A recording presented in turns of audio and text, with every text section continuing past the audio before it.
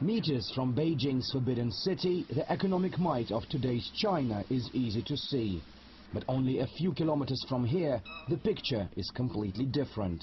In some ways, the modern-day China resembles the Soviet Union. Just like in the last days of the USSR, billions are being spent on military needs. And despite the seeming economic prosperity, the gap between the rich and the poor is simply striking.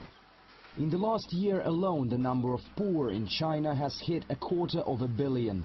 But instead of addressing daunting poverty issues, Beijing is having to buy new weaponry and investing billions into producing its own.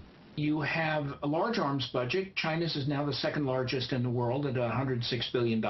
This is an enormous expenditure of wealth at a time when diverting that could make a real impact on poverty. And it's also happening at a time when there's an economic slowdown that is happening throughout Asia. The same applies to India, which last year was the world's leading weapon importer, including an eye-watering $20 billion worth of French fighter jets.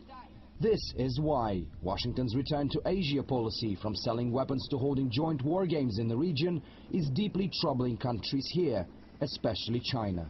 The U.S. wants full-spectrum dominance in the region, and it wants to project its military power to everyone concerned, especially China. I think the U.S. may not be headed for a direct military confrontation with China at the moment, but the U.S. wants to contain China, wants to encircle China and keep it subservient to U.S. dictates.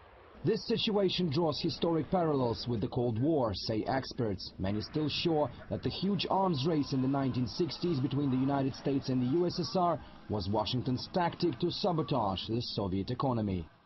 It became more of an economic race.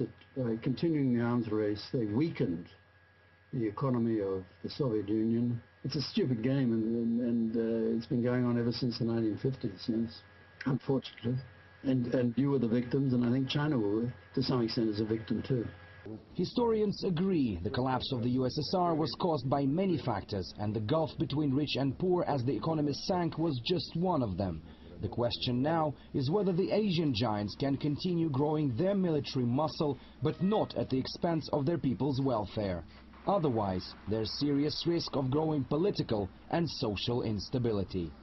Alexei Rashevsky, RT, reporting from Beijing in China.